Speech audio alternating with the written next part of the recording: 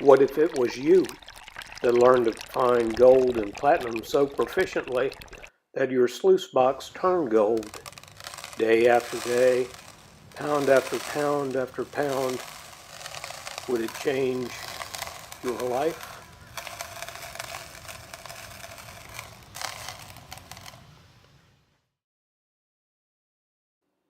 You may have heard the oft-repeated line that the gold prospectors of the 1800s found 90% of the gems and minerals.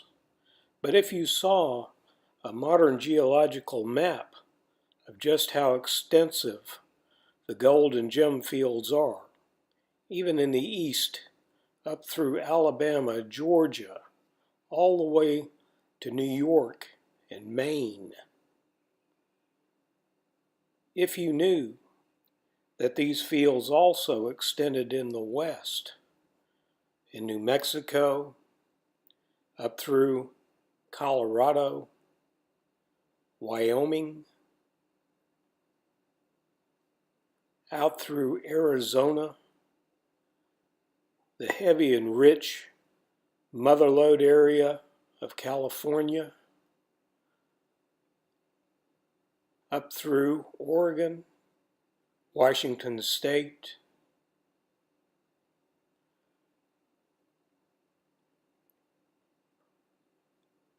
Idaho, Montana, with very rich deposits, down through Utah, North and South Dakota.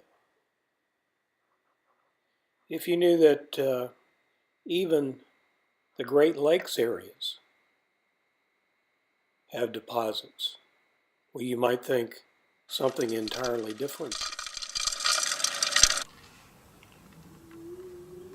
Now, if I was to tell you that most of the western states, the 19 states that allow mineral claims to be filed, have been claimed, that would be a true statement. And you might not further your pursuits. But if I was to also tell you that 95% of those claims have gone back to the government because the filers of those claims in the 1800s and later were either deceased or had failed to pay their assessment fees, which are usually under $200 per year, that would also be true, leaving 95% of the West wide open. Now, this is one of the mineral claims that has been closed. This is a lode claim, accessible on the Bureau of Land Management's LR 2000 computer. The quartz queen. Why would we look for quartz? Well, we wouldn't necessarily look for quartz, and we wouldn't necessarily file a gold claim. We might file a quartz claim, and because gold is located within quartz veins. This was a common tactic, especially of the 1800s, where they'd file a claim for sand or anything other than what they were looking for, which was gold. Quartz or an iron claim. What is the third thing that goes with quartz and iron? It is gold. Closed. And you can go through claim after claim, when it was filed, when it was closed, the dates, opened in '82, the location date, and if you look for claims that were pre-1975, that would be the date when metal detectors were being perfected. That might give you another angle on your quest. Well, why gold? Why gems? Well, gold and gems have been valuable now for over 6,000 years. Wars have been fought over them. There's not much chance that they're going to be nothing in the near future. We don't have to do much to them to have a saleable item. When they're in the ground, they're of zero value. We don't even know they're there. The minute we dig them up, they have a value. If we take and turn them into a ring or facet them, they have another value. And they have value all along the line. What's created here between nothing and here, it's most valuable, wealth creation, nothing more than capitalism.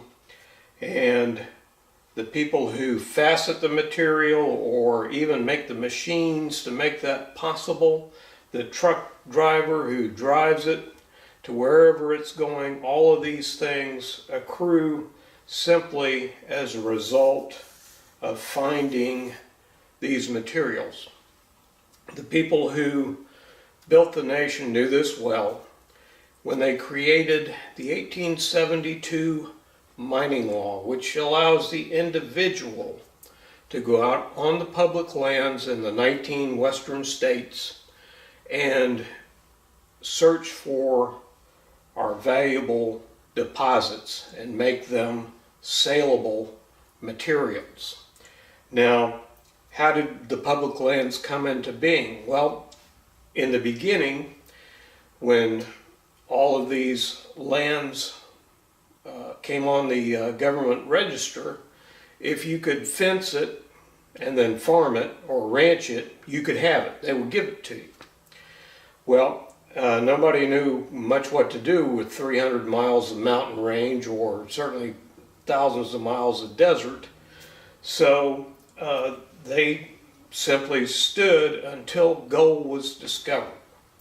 And when gold was discovered, of course, a mad rush began west, virtually leaving the gold deposits in the east to be mined at some later date. Now, to use the public lands out west, you don't have to have a mining claim. In fact, as we've learned, most of the mining claims out west have gone back to the government. The lands in the west are about 95% open. You can simply take the old paperwork and refile on those claims, and voila, you have a new claim. And if you're interested in that, you would go to the, you begin by usually going to the county courthouse, pulling out a paper on filing a claim, pay the appropriate fee, you have your points of your 20 acres figured out, your markers. This can be a GPS coordinate, and then you're going to convert that into an anachronistic, an old system that was based on Taylor's squares, a warfare system, township and ranges, and describe these points. Now, from there you're going to take that paperwork, send it to the Bureau of Land Management, and they're going to refile that as a claim, and you're going to pay your appropriate fee to them. All of this is not costly at all. It's but if you want to do that, you're already on YouTube, and you're going to need to go through filing a claim, the Bureau of Land Management LR 2000 computer system. You want to go through videos on that and learn how to use it. Now, valuable materials on the public lands can go far beyond gold, and if you take and look at this particular rock, you can see that there's veins in it. That's because it's actually, at one time it was a tree. This is petrified wood. We can simply add value to it by putting on a face, drilling a couple of holes. Now we have a pin set, and we've gone through this entire scenario with nothing more than a rock. All right, let's all do an exercise here. This is the belt that extends right on up into Maine, and I'm just going to zoom right in. All right, I'm going to grab it, come down in here. Let's get nice and tight. All right, here's my counties. I want to know what this material is, so I'm just going to click on it. material here is. All right, here is the report for that latitude, longitude. Now, where this information originally came from was the Bureau of Mines, and this was all folded into the USGS in the 1990s. Now, what you want to know is what this is. Low sulfide gold quartz vein. And where that's important to you is you're going to take and you're going to overlay your street so you know where you are. The GPAA farm claim is in this area in here, and you're going to then overlay your rivers and streams and creeks, and where those go through these areas, that's where gold is being redeposited continually. That's why every time we go to certain locations, we find gold, because the stream action is renewing that gold deposit continually. So if a claim, let's say we've got a claim in here that hasn't been active since the 1800s, do you think you could probably find gold with your modern methods and your modern metal detectors? Well, you know, I think you could. All right, now I'm up here in the northeast. Here's Maine, just down from Maine. I'm just going to click on this group right here, get a report. All right, what have we got? We can come down. We've got our latitude, longitude. We can come right on down. Pegmatites. And if we read on through the report, this is igneous rock. And what do we have associated with igneous rock? Well, gemstones. Now I'm in New Mexico, and here's Texas. I'm going to click on this little area here. Igneous rock. Olivine basalt. So I'm already thinking gemstones. All right, now we're in Arizona.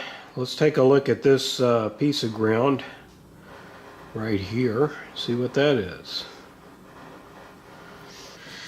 Massive sulfide Curaçao deposit. These were formed in hydrothermal environment, and it is a deposit that is rich in copper, silver, gold, very, very rich ground. The big mining companies look for this word, Curaçao deposit. Oregon side of the line here, and I'll just click that. Low sulfide, gold, quartz, vein. All right, let's take a look at Idaho. Low sulfide, gold, quartz, vein. All right, we're in Washington State, and let's just for grins, let's see what this material is.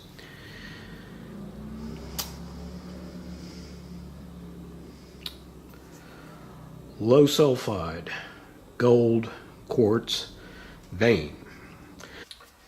You now know the possibilities. You can no longer be snowed by anyone as to how much gold and gem material awaits you to find. Now I'm going to march right through in this first class, and we're going to find out where the gold comes from, where it most commonly is. We start out with a mineral vein. The residual gold is actually what's on the face. Alluvial gold is simply when it falls down. That's the first place that it falls. A stream placer alluvial gold is when it gets into a stream. And a bench placer is where water activity was once higher up as the stream was cutting down and left a deposit there. Bench placer.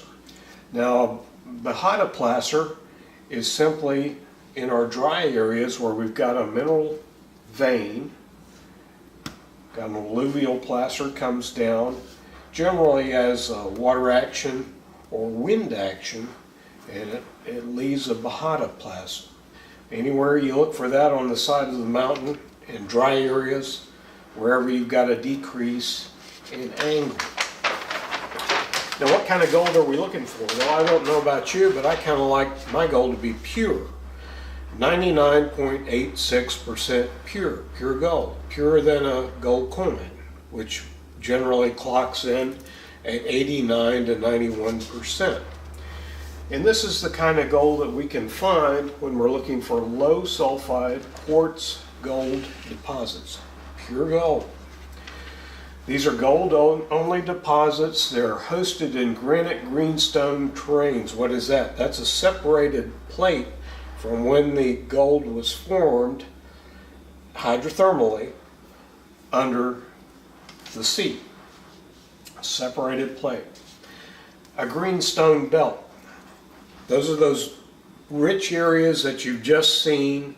The greenstone belt can be for a mile, quarter of a mile, or hundreds of miles, as you've just seen. These are mafic rocks, iron rich. They are deformed, risen earth crust from the bottom of the seafloor. They're serpentinite associated. Serpentine, olivine, the green colored rocks. Okay? They're high in magnesium, olivine, and iron content. Chemically, they're equal to basalt or associated with basalt. We tend to think of basalt as formed up above in a dry environment. If we have an ultramafic rock, these are extremely rich, and their associations are with nickel and diamond. Where we have our major faults, and you were just looking at them in the colored areas, and you saw these rings, all right, these are the strike and slip zones, where the plate has risen up through the host material, and now we have an intrusion. And these are the zones, and this is where, when we can get a stream or a river cutting through these areas, that's where we're going to get our very rich deposits of gold coming.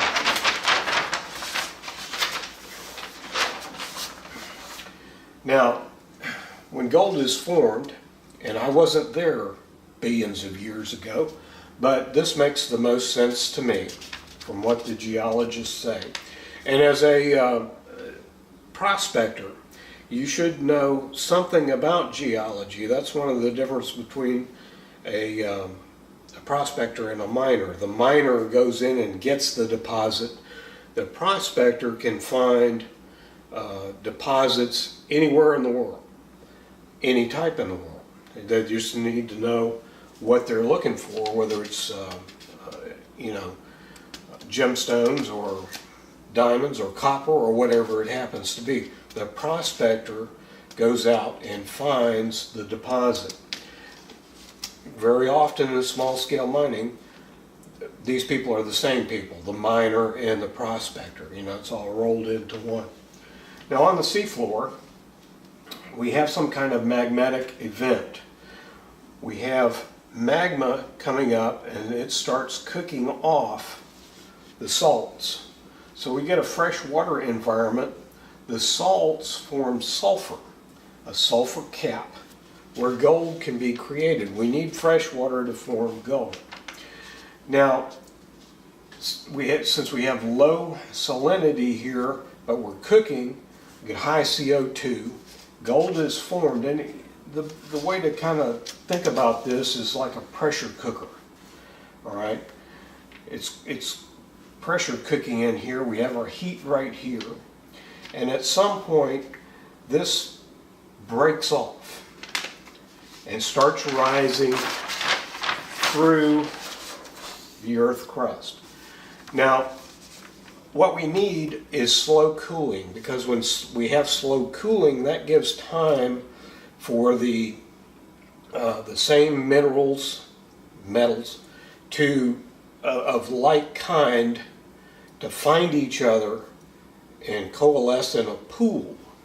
So when they separate, and they separate it out due to their temperatures, we get pure vein formation, or large crystals in the gemstone world.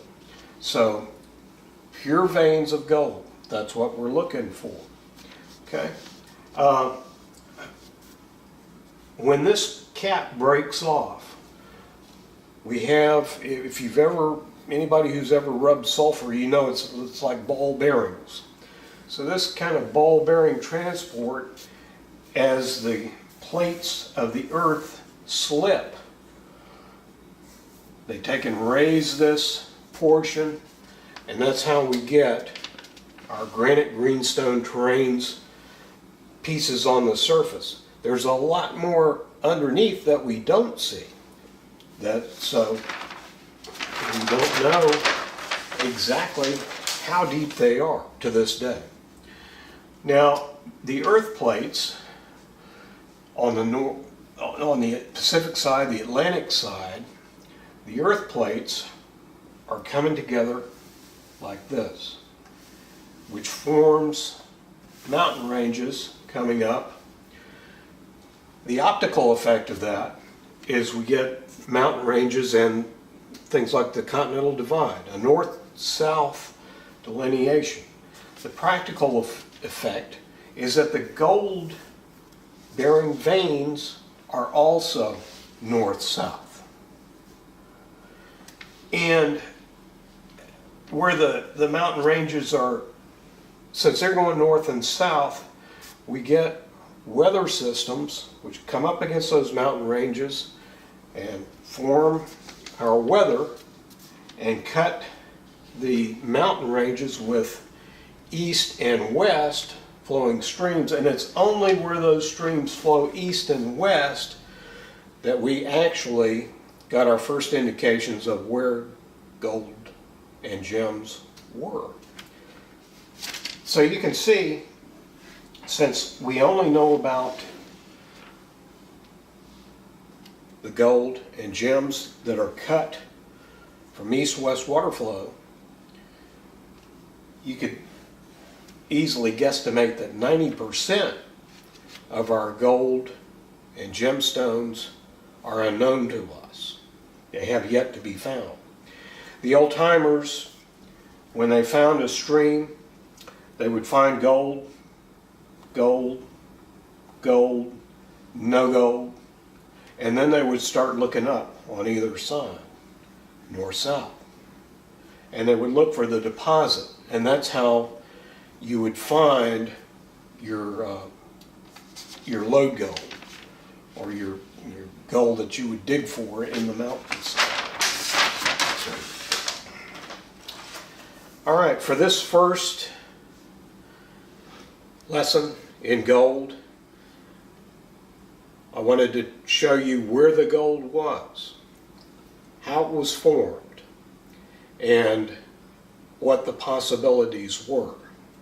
And we'll see you in the next class.